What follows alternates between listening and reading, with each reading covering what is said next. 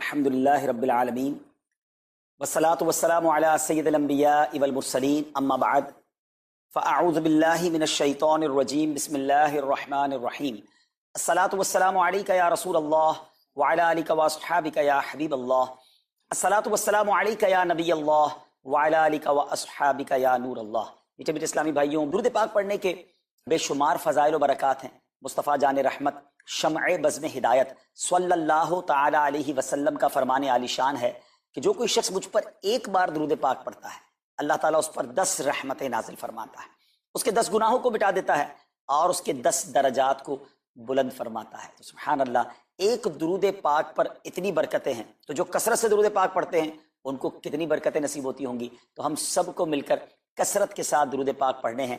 آئیے مل کر محبت کے ساتھ بآواز بلند درود پاک پڑھ لیں۔ صلو علی الحبیب صلی اللہ تعالی علی محمد صلی اللہ علیہ وسلم۔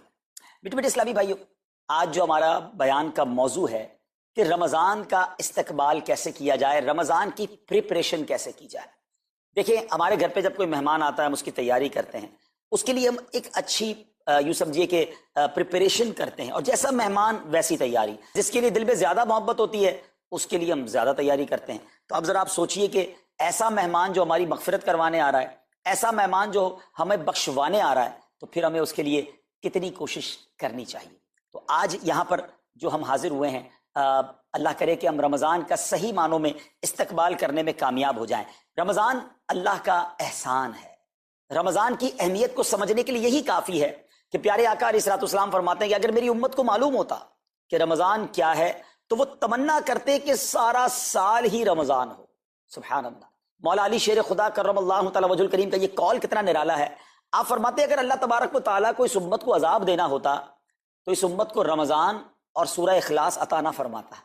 اس کا مطلب کیا ہوا کہ یہ بخشوانے، عذاب سے بچانے کے لیے آ رہا ہے، رحمتیں برسانے کے لیے آ رہا ہے۔ کاروباری لوگ بھی مجھے سن رہے ہوں گے، جس علاقے میں جس اسٹور پر کوئی ڈسکاؤنٹ ہوتا ہے، کوئی اسکیم ہوتی ہے، فائدہ ہوتا ہے، ہم ادھر پہنچ جاتے ہیں۔ رمضان ایک ایسی اسکیم ہے، رمضان ایک ایسا بینیفٹ دیتا ہے کہ احادیث میں یہ مضمون ہے کہ فرض کا ثواب 70 گنا کر دیا جاتا ہے، نفل کا ثواب فرض کے برابر کر دیا جاتا ہے، شیطان کو بند کر دیا جاتا ہے، جہنم کو تالے لگا دی جاتے ہیں، جنت کے در کھول دیے جاتے ہیں۔ روزہ دار کے منہ سے جو اسمیل آتی ہے، جو بو آتی ہے، بعض اوقات ہم کہتے ہیں یار پیسٹ نہیں کر سکے پورا دن، منہ سے اسمیل آ رہی ہے، سنیے یہ اسمیل جو ہے یہ اللہ کے نزدیک مشک کی خوشبو سے بھی زیادہ بہتر ہے۔ اللہ اللہ، ذرا آپ غور تو کیجئے، ہر سجدے پر 1500 نیکیاں دی جاتی ہیں، ہر سجدے پر سرخ یاقوت کا جنت میں ایک محل بنا دیا جاتا ہے۔ اتنی نیکیاں، پھر وہ کتنا بدنصیب ہے جو رمضان میں بھی عبادت نہ کرے، رمضان میں بھی اللہ کو راضی کرنے میں کامیاب نہ ہو۔ روزانہ افطار کے وقت 10 لاکھ گناہگار بخش دیے جائیں، اور جناب ہر جمعے کو جب رمضان میں جمعہ آئے تو ہر لمحے 10 لاکھ گناہگار بخشے جائیں، تو کروڑوں اربوں لوگوں کی بخشش گویا رمضان میں ہونی ہے۔ تو پھر ہمیں اس کی کیسی تیاری کرنی چاہیے، کتنا ثواب کمانے کے بارے میں سوچنا چاہیے۔ لیکن یہاں ایک اور بڑی امپورٹنٹ بات ہے، ایک تو رمضان میں نیکیاں کرنی ہے، دوسرا بڑا کام یہ کرنا ہے کہ ہمیں رمضان میں گناہوں سے بچنا ہے، کیونکہ عادتیں تو ساتھ ہی لگی ہوئی ہیں نا۔ شیطان بند ہے لیکن ہماری اپنی عادتیں، جس کی روز حرام دیکھنے کی عادت ہے، حرام سننے کی عادت ہے، حرام بولنے کی عادت ہے، ایسا تو نہیں ہوگا نا چاند آتے ہی سارے سوئچ آف ہو جائیں گے، وہ عادتیں ساتھ ہی چل رہی ہوتی ہیں۔ غور کیجئے کہ رمضان میں جو گناہ کرتا ہے نا، اس کا عذاب بھی بڑھ جاتا ہے، اس کی پنشمنٹ بھی بڑھ جاتی ہے۔ یہ ایسے ہی ہے کہ کوئی مسجد کے اندر آ کے گناہ کرے تو آپ کہیں گے نا یار خدا کا خوف کرو، مسجد میں ایسا کام کر رہے ہو۔ کوئی مکہ شریف حرم میں اندر جا کر گناہ کرے تو کتنا شدید ہو جائے گا وہ۔ تو رمضان جب اتنا مقدس مہینہ ہے، اس میں گناہ کرنا، اس کی پنشمنٹ بھی زیادہ ہے۔ ایک بار مولا علی شیر خدا کرم اللہ تعالی وجہ الکریم نے ایک قبر والے کا حال دیکھا، اور دیکھا اس قبر والے پر عذاب ہو رہا ہے، اور وہ چلانے لگا، عرض کرنے لگا اے علی میری مدد فرمائیے، اللہ کی بارگاہ میں سفارش کیجئے۔ مولا علی شیر خدا نے ہاتھ اٹھائے کہ اے مولا اسے بخش دے۔ ارشاد ہوا اے علی اس کی سفارش نہ کریں۔ عرض کی مولا وجہ کیا ہے؟ ارشاد فرمائے رمضان کے روزے تو رکھتا تھا مگر رات گناہوں سے باز نہیں آتا۔ روزے رکھ کر گناہ کرنے والے کو اتنا عذاب، تو جو روزے ہی نہ رکھے، ایسے بھی لوگ ہیں جو رمضان میں روزے نہیں رکھتے۔ پلیز اس کو ایزی نہ لیں۔ ہمیں نہیں معلوم، پتہ نہیں اگلا رمضان پھر نصیب ہوگا کہ نہیں۔ پچھلے رمضان میں کتنے لوگ تھے جو ہمارے ساتھ تھے، اس رمضان میں نہیں۔ اور اللہ پہلے تو ہم یہ دعا کرتے ہیں اللہ ہمیں یہ رمضان بھی عطا کر دے۔ زندگی کا کیا بھروسہ، دنیا کی جو کیفیت آپ کے سامنے ہے، کبھی بھی جا سکتے ہیں۔ تو پھر اس رمضان کو تو سمجھ لیں بس ایک موقع بنا دیں، لائف چینجنگ ایکسپیرینس بنا دیں کہ بس اس میں عبادت کرنی ہے، اس میں خوب سجدے کرنے ہیں، اس میں روزے رکھنے ہیں، اس میں تراویح پڑھنی ہے، اس میں گناہ نہیں کرنے ہیں۔ اور آئیے میں آپ کو بتاتا ہوں کہ نبی پاک صلی اللہ تعالیٰ علیہ وسلم رمضان کیسے گزارتے تھے۔ ایک مسلمان کے لیے اس سے بہترین رول ماڈل کیا ہوگا کہ رمضان میرے آقا کیسے گزارتے۔ تو مختلف احادیث کا جو سمری ہے وہ یہ ہے کہ نبی پاک علیہ الصلوۃ والسلام عبادت میں کمر بستہ ہو جاتے، بستر پر کم تشریف لاتے۔ بی بی عائشہ فرماتی ہیں کہ نبی پاک کے چہرے کا رنگ بدل جاتا تھا، متغیر ہو جاتا۔ کیوں؟ کہ نبی پاک پر خوف خدا طاری ہوتا، آپ گر گڑاتے، آپ رات بھر التجائیں کرتے۔ میرے آقا رو رو کر دعاؤں میں رمضان گزارے، چہرے کا رنگ بدل جائے۔ اور یہاں کچھ لوگ تو وہ ہیں کہ جن کا وزن ہی بڑھ جاتا ہے رمضان میں، اتنا کھانا کھانا ہے، سحری میں زیادہ کھانا ہے کہ سارا دن بھوکا رہنا ہے، افطار میں اس لیے زیادہ کھانا ہے کہ پورا دن بھوکا رہے تھے، پھر رات کو 2-3 بار مزید کھانا ہے کیونکہ کل روزہ رکھنا ہے۔ تو رمضان فوڈ فیسٹیول نہیں ہے، رمضان عبادت کے لیے آیا ہے۔ لوگ تیاری کر رہے ہوں گے بھی رمضان کی، وہ کیا کر رہے ہوں گے کہ افطار میں کیا پکانا ہے، سحری میں کیا پکانا ہے، کون سا آئٹم شارٹ ہے۔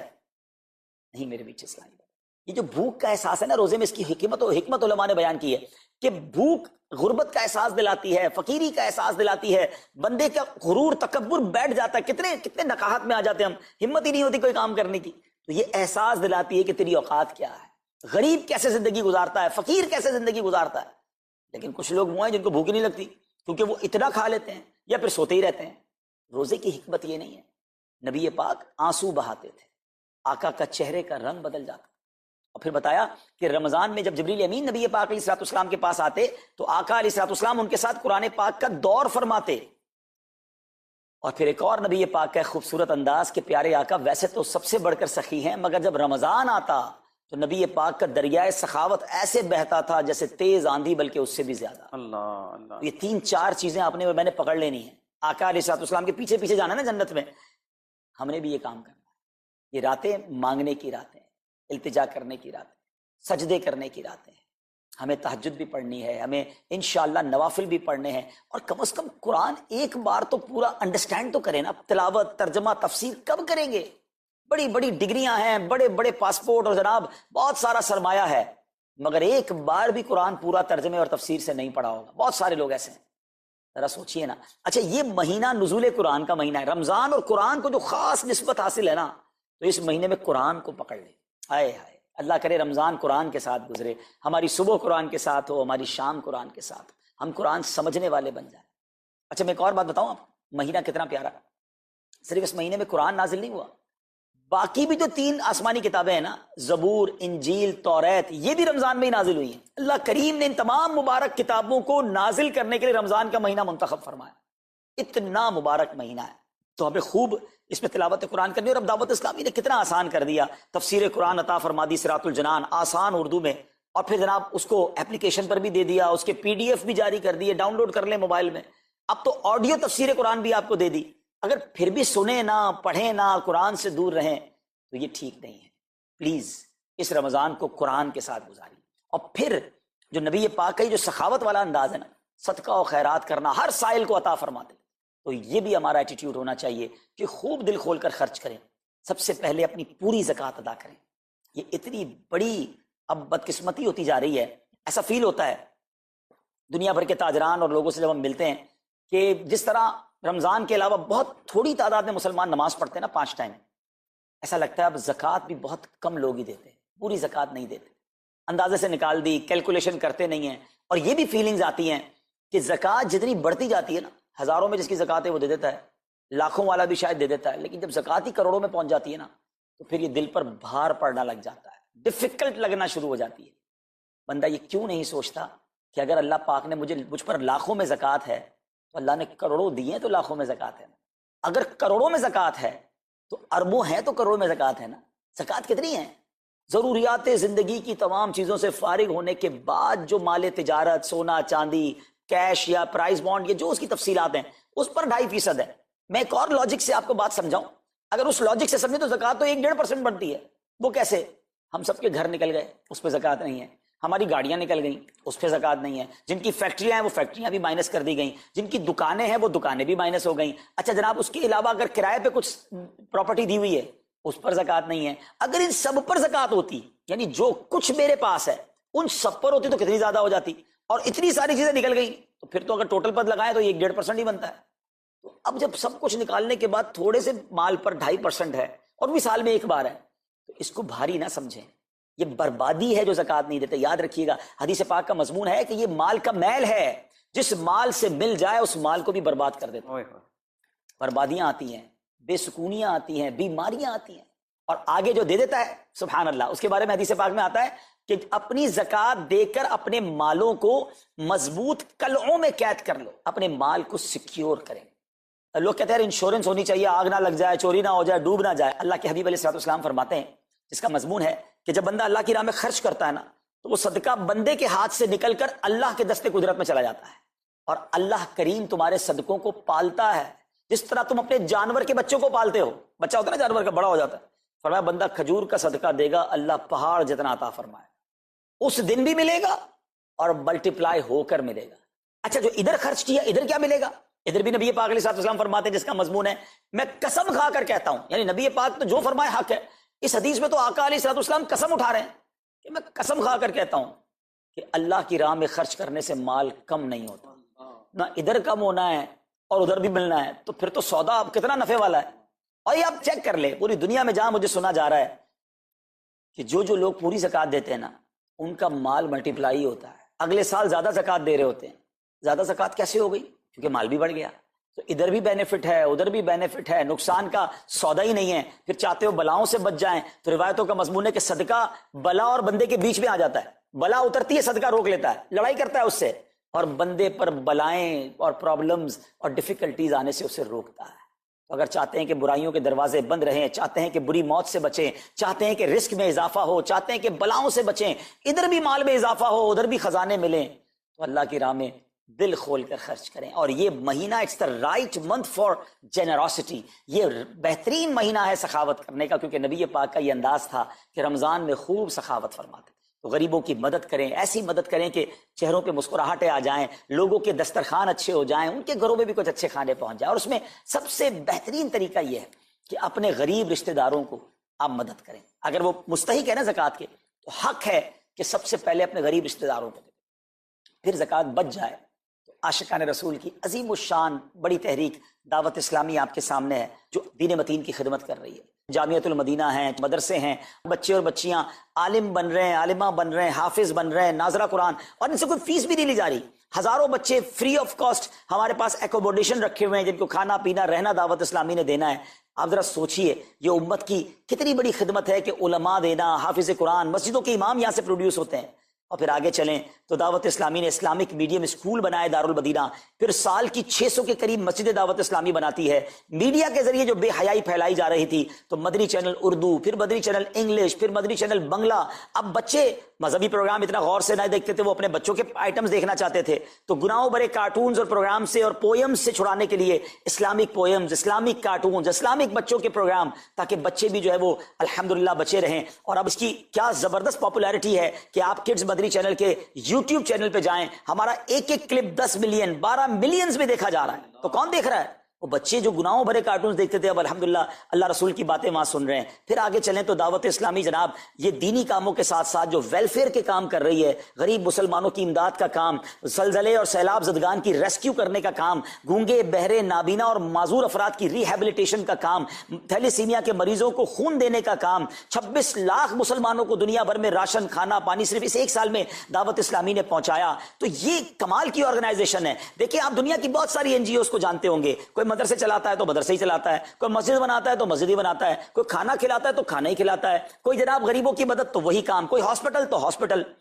دعوت اسلامی ان ون امبریلا اتنے ساری ڈائیورسٹی کے ساتھ جو دین کی خدمت کر رہی ہے، دنیا میں اس کی مثال نہیں ملتی ہے۔ لاکھوں لوگوں کو دین بھی سکھایا جا رہا ہے، غیر مسلموں کو مسلمان بھی بنایا جا رہا ہے، بے عملوں کو با عمل بنایا جا رہا ہے، بے پردہ خواتین کو با پردہ بنایا جا رہا ہے، بے نمازیوں کو نمازی بنایا جا رہا ہے، ماں باپ کے نافرمان فرما بردار ہو رہے ہیں، شراب اور نشے کی عادی چھوڑ کر نمازی بن رہے ہیں، تو جہاں مریض ہیں ان کو خون بھی دیا جا رہا ہے، گھر میں بیٹھ کر میڈیا کے ذریعے اور سوشل میڈیا کے ذریعے لوگوں تک دین پہنچایا جا رہا ہے۔ تو یہ کمال کی ڈائیورسٹی ہے۔ تو میں تو سچ بتاؤں، یہ جملہ کہا کرتا ہوں کہ میرے اور آپ کے پیسوں کا نصیب ہے کہ وہ دعوت اسلامی میں لگ جائے۔ تو یا آپ آگے بڑھیے اور دین کے اس کام میں مزید حصہ ملائیے. خاص طور پہ فار ایسٹ میں آپ دیکھ لیں، کوریا میں، ہانگ کانگ میں، اور جناب یہ سری لنکا میں، تھائی لینڈ میں، ملیشیا میں، کتنے جاپان میں، کتنے ملکوں میں دعوت اسلامی کام کر رہی ہے اپنی اپنی بساط کے مطابق. اور لیکن ابھی مزید ادارے بنانے ہیں، ہمیں ان ملکوں میں بھی بنانے ہیں، ان ملکوں میں بھی آگے بڑھنا ہے.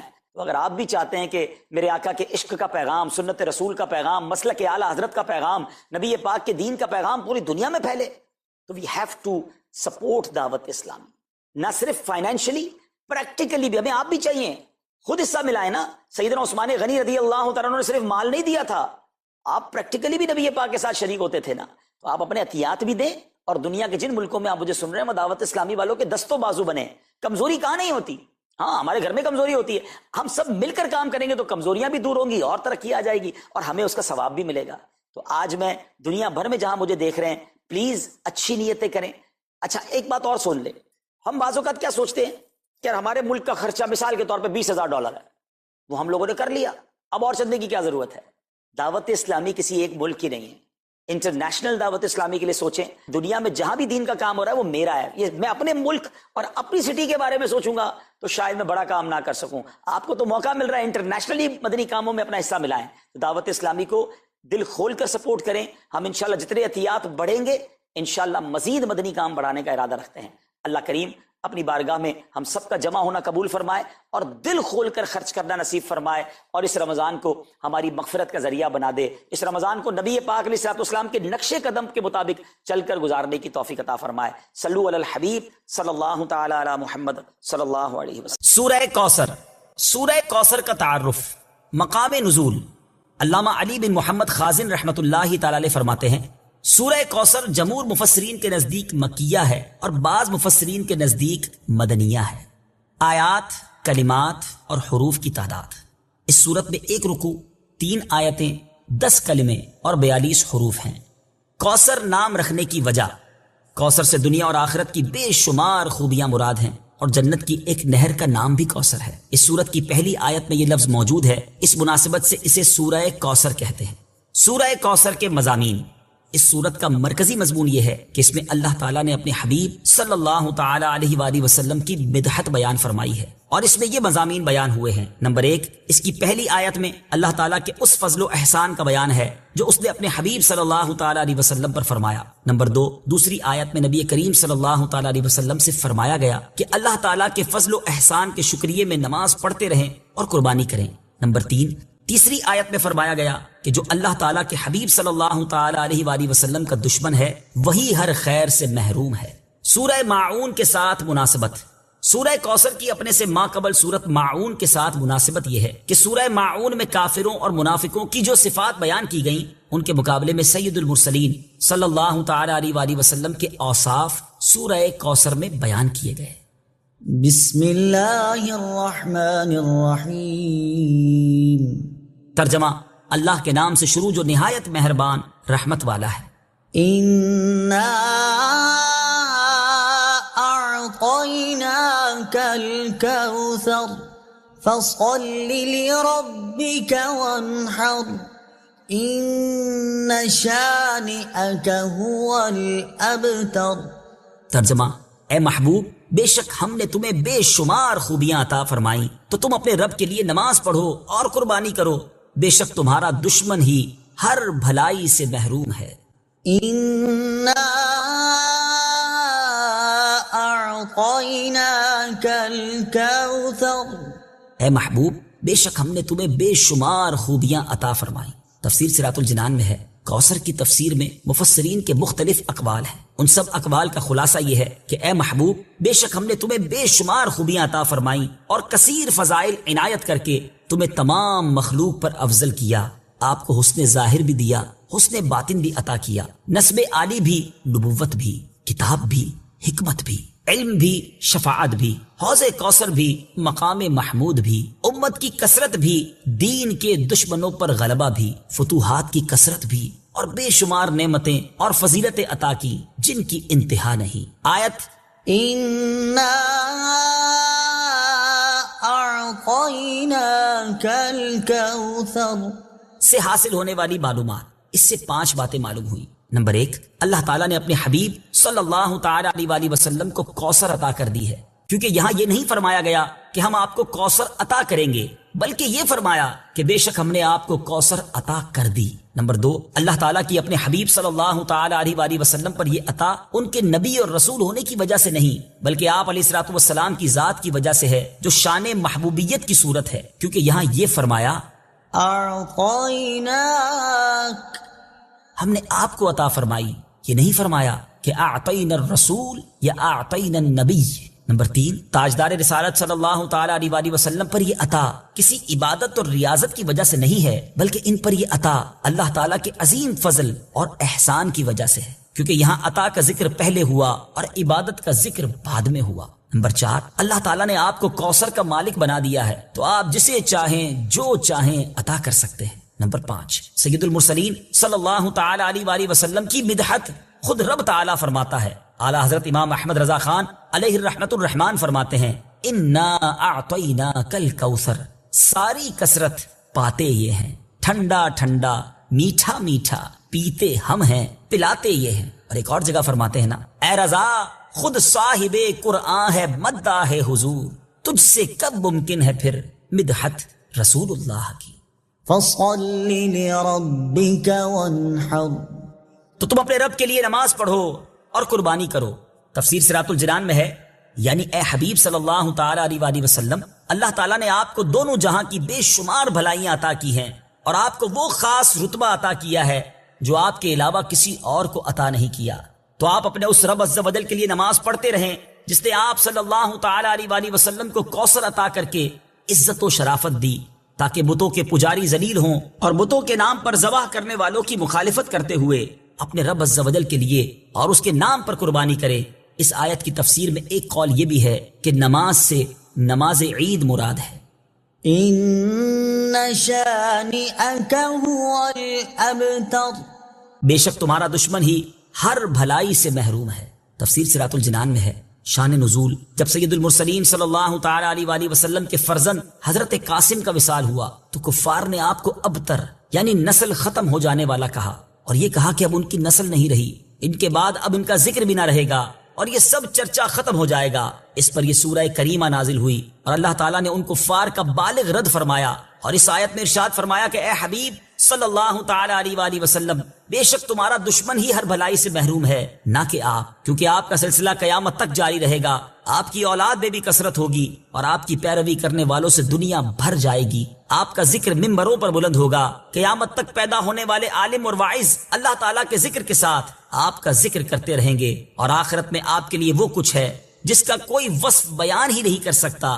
تو جس کی یہ شان ہے وہ ابتر کہاں ہوا، بے نام و نشان اور ہر بھلائی سے محروم تو آپ کے دشمن ہیں۔ اعلیٰ حضرت امام احمد رضا خان رحمت اللہ تعالی علیہ اس صورت کی تفسیر بیان کرتے ہوئے فرماتے ہیں، عاص بن وائل شقی نے جو صاحبزادہ سید المرسلین صلی اللہ تعالی علیہ وآلہ وسلم کے انتقال پرملال پر حضور کو ابتر یعنی نسل بریدہ کہا، حق تعالی نے فرمایا إنا أعطيناك الكوثر، بے شک ہم نے تمہیں خیر کثیر عطا فرمائی، کہ اولاد سے نام چلنے کو تمہاری رفعت ذکر سے کیا نسبت، کروڑوں صاحب اولاد گزرے جن کا نام تک کوئی نہیں جانتا، اور تمہاری ثنا کا ڈنکا تو قیامت تک اکناف عالم اور اطراف جہاں میں بجے گا، اور تمہارے نام نامی کا خطبہ ہمیشہ ہمیشہ اطباق فلک آفاق زمین میں پڑھا جائے گا۔ پھر اولاد بھی تمہیں وہ نفیس و طیب عطا ہوگی جن کی بقا سے بقائے عالم مربوط رہے گی۔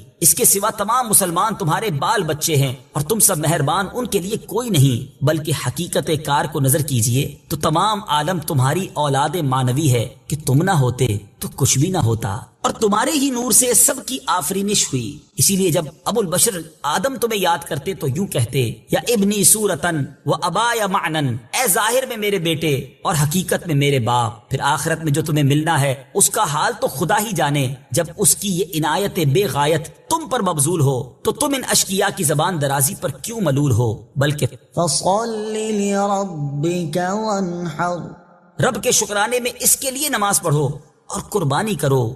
إن شانئك هو الأبتر، جو تمہارا دشمن ہے وہی نسل بریدہ ہے، کہ جن بیٹوں پر اسے ناز ہے، یعنی عمرو و حشام رضی اللہ تعالی عنہما، وہی اس کے دشمن ہو جائیں گے اور تمہارے دین حق میں آ کر بوجہ اختلاف دین اس کی نسل سے جدا ہو کر تمہارے دینی بیٹوں میں شمار کیے جائیں گے۔ پھر آدمی بے نسل ہوتا تو یہی صحیح کہ نام نہ چلتا، اس سے نام بد کا باقی رہنا 1000 درجے بدتر ہے۔ تمہارے دشمن کا ناپاک نام ہمیشہ بدی و نفرین کے ساتھ لیا جائے گا اور روز قیامت ان گستاخیوں کی پوری سزا پائے گا۔ والعیاذ باللہ تعالی۔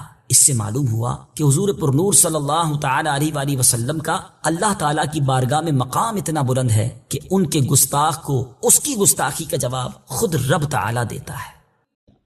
ہاں، یہ علماء بیٹھے ہیں، ہر سیرت نگار نے جب نبی پاک کا حلیہ لکھا نا، حدیث کی کتابوں میں، سیرت کی کتابوں میں، اس خیمے والی کے الفاظ ضرور لکھے جاتے ہیں، کیونکہ اس شاندار انداز میں موتیوں کی مانند اس نے نبی پاک کا ذکر کر دیا کہ سبحان اللہ، آج 1450 سال گزر گئے ہیں، جب نبی پاک کا حلیہ بیان کیا جاتا ہے معبد کا ذکر ضرور کیا جاتا ہے۔ ارے اس راستے میں بڑے خیمے تھے، بڑے خیمے والیاں اور والے ہوں گے، ہم کسی کو نہیں جانتے ہیں تو معبد کو جانتے ہیں۔ کیوں جانتے ہیں؟ کہ ذرہ ریگ کو دیا تو نے طلوع آفتاب۔ آج ایک بات سمجھ جائیے کہ ان کے جو غلام ہو گئے، وقت کے امام ہو گئے، نام لیوا ان کے جو ہوئے، ان کے اونچے نام ہو گئے۔ اگر آپ آج بھی یہ منظر دیکھنا چاہتے ہیں، ہاں آج بھی اگر آپ یہ منظر دیکھنا چاہتے ہیں نا، آپ علماء کی فہرست اٹھائیے، آپ نعت خوانوں کی فہرست اٹھائیے، جو نبی پاک کی شان بیان کرنے والے ہیں، جو عشق رسول بیان کرنے والے ہیں، جو نبی پاک کی سچی محبت بیان کرنے والے ہیں، اللہ آج بھی ان کے ناموں کو عروج عطا فرماتا ہے۔ آج بھی دنیا والے ان سے پیار کرتے ہیں۔ کیوں؟ ان کے جو غلام ہو گئے، وقت کے امام ہو گئے، نام لیوا ان کے جو ہوئے، ان کے اونچے نام ہو گئے۔ تو بات یہ ہے کہ اگر اپنی عزت بنانی ہے تو نبی پاک کی عزت کی بات کرنا شروع کر دو، سرکار کے چرچے کو بلند کرنا شروع کر دو۔ میرا نام کرے گا روشن، دو جگ میں نام تمہارا۔ کاش یہ بات ہمیں سمجھ آ جائے۔ اور سبحان اللہ، جب غور کیجئے کہ جس نبی علیہ الصلوۃ والسلام کے نام کی برکت اتنی ہے، ان کی ذات کا عالم کیا ہوگا۔ اب بات کر رہے ہیں ہم نام محمد کی، ٹھیک ہے؟ یاد رہے کہ نبی پاک علیہ الصلوۃ والسلام کی شانوں میں سے ایک شان یہ بھی ہے کہ مواہب اللدنیہ میں ہے کہ نبی پاک علیہ الصلوۃ والسلام کے وہاں پر 800 نام لکھے ہوئے، ٹھیک ہے؟ اعلیٰ حضرت نے جب تحقیق کی، ریسرچ کی، تو آپ فرماتے مجھے 1400 نام ملے ہیں۔ مزید فرماتے یہ میرے علم میں آ گئے ہیں، ورنہ نبی پاک علیہ الصلوۃ والسلام کے ناموں کی گنتی ممکن نہیں ہے۔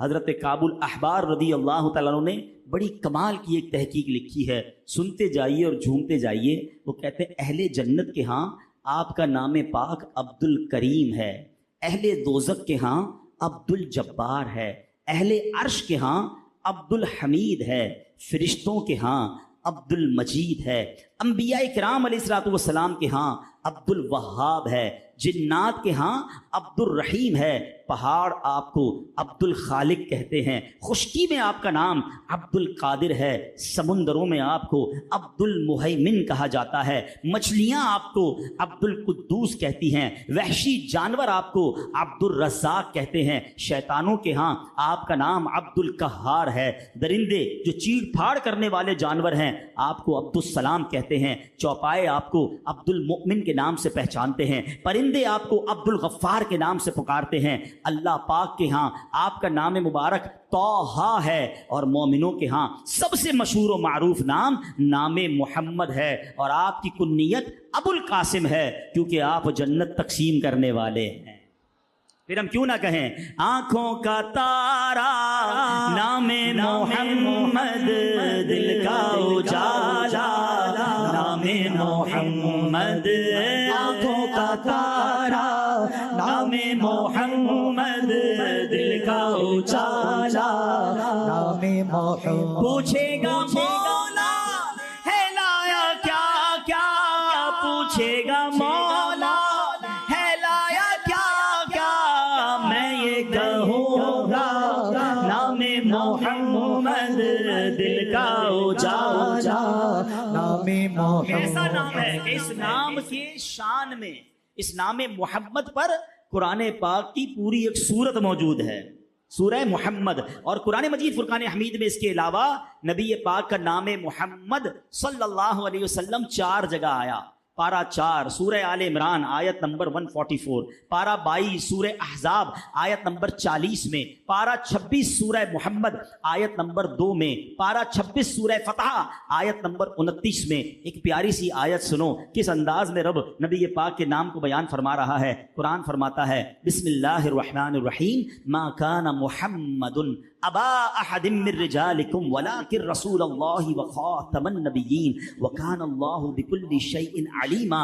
ترجمہ کنز العرفان، محمد تمہارے مردوں میں کسی کے باپ نہیں ہیں لیکن اللہ کے رسول ہیں اور سب نبیوں کے آخر میں تشریف لانے والے ہیں، اور اللہ سب کچھ جاننے والا ہے۔ یعنی قرآن سے یہ عقیدہ ثابت ہے کہ اللہ کے نبی یہ سب سے آخری نبی ہیں، یہ خاتم النبیین ہیں۔ رب نے انہیں قرآن میں فرمایا ہے، سبحان اللہ۔ تو یاد رکھیے جس طرح اللہ کو ایک ماننا ضروری ہے، ہمارا ایمان مکمل نہیں ہوتا، اسی طرح جناب رسول اللہ صلی اللہ علیہ وسلم کو اللہ کا رسول اور آخری نبی ماننا ضروری ہے۔ خوبصورت نعرے امیر اہل سنت نے عطا فرمائے، خود بھی لگاتے رہا کریں، اپنے بچوں کو سکھائیں، اپنی نسلوں کو بتائیں کہ محمد مصطفیٰ سب سے آخری نبی، احمد مجتبی سب سے آخری نبی، آمینہ کا لاڈلا سب سے آخری نبی، شاہ ہر دو سرا سب سے آخری نبی، تاجدار انبیاء سب سے آخری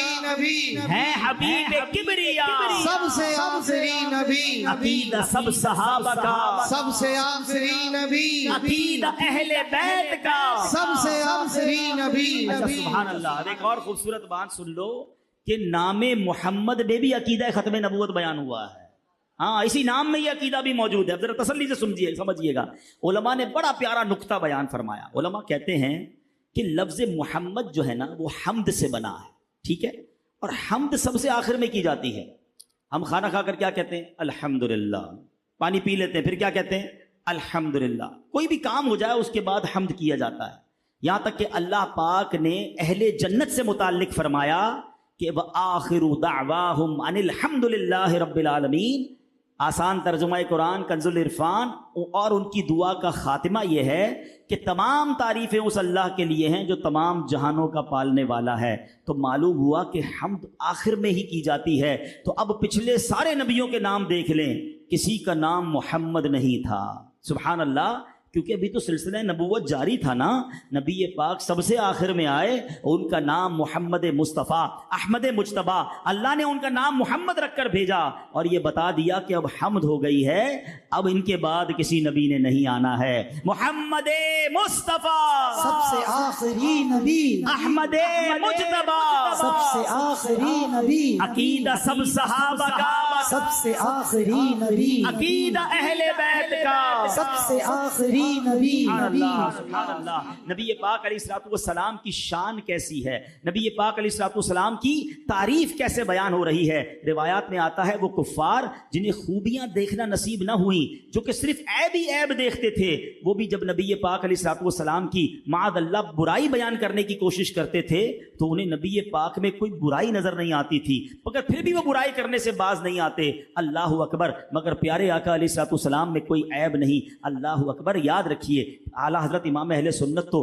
بڑی خوبصورت شعر لکھتے ہیں نا، فرماتے تیرے تو وصف عیب تناہی سے ہیں بری، حیران ہوں میرے شاہ میں کیا کیا کہوں تجھے۔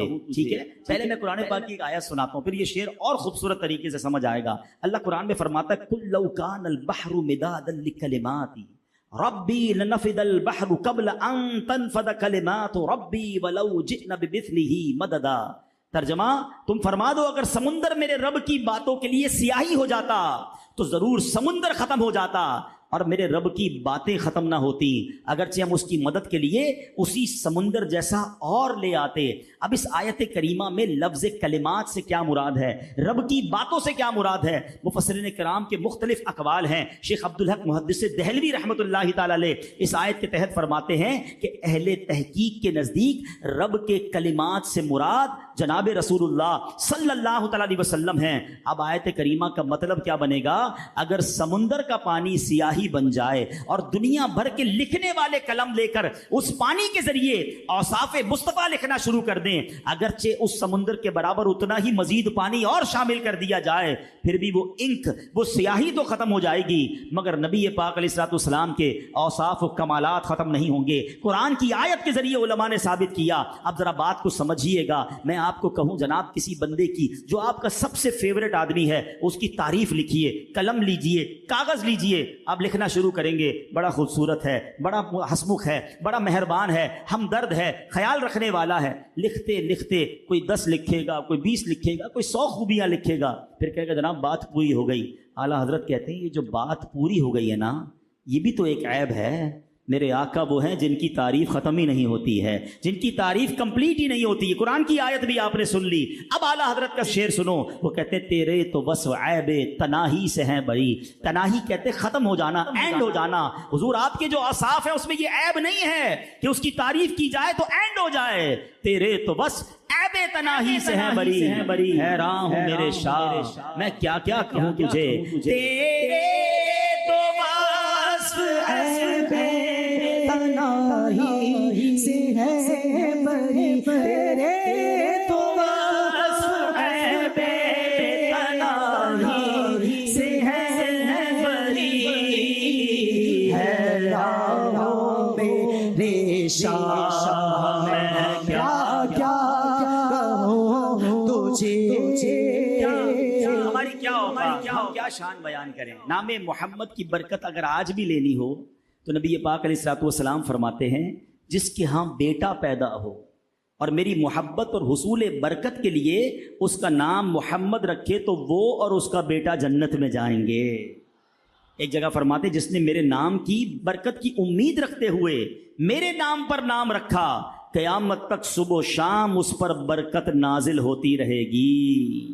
रखो लाहद में जिस दम अजीजों, रखो लाहद में जिस दम अजीजों, मुझको सुनाना नामे मोहम्मद, मुझको सुनाना नामे मोहम्मद। पढ़ती दुरूद दौड़ेगी हूरे, पढ़ती दुरूद दौड़ेगी हूरे, लाशा जो लेगा नामे मोहम्मद, लाशा जो लेगा नामे मोहम्मद। कैसा नामे मोहम्मद है, सुभान अल्लाह। इमाम अता रहमतुल्लाह तआला अलैह फरमाते हैं जो बेटों के तमन्नाई हैं कि जो चाहे कि उसकी औरत के हमल में लड़का हो तो उसे चाहिए कि अपना हाथ औरत के पेट पर रख कर कहे अगर ये लड़का हुआ तो मैंने इसका नाम मोहम्मद रखा, इंशाअल्लाह उसके यहाँ लड़का पैदा होगा।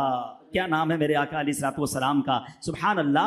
अब यहाँ एक बात समझनी, आला हजरत का भी ये तरीका और आशिक आला हजरत अमीर अहले सुन्नत का भी ये तरीका है कि जबकि किसी कोई उनसे नाम पूछता है ना कि हजरत बच्चे का नाम रख दें तो नाम मोहम्मद रखते हैं, मगर पुकारने के लिए फिर कोई और नाम रख ले ताकि नाम का अदब रहे।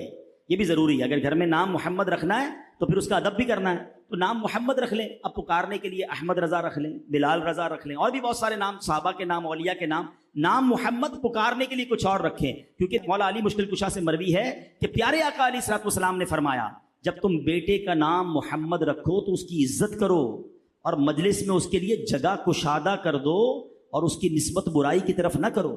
तो नाम मोहम्मद ज़रूर रखना चाहिए, मगर फिर पुकारने के लिए कोई और नाम रखे, इंशाअल्लाह उस बच्चे के नाम की बरकत से आपको भी बरकतें नसीब होंगी। तो ऐ मेरे प्यारे इस्लामी भाइयों, ये है मेरे आका अलैहिस्सलाम के मुबारक नाम, ये है ताज़ीम मुस्तफ़ा, ये है मोहब्बत मुस्तफ़ा।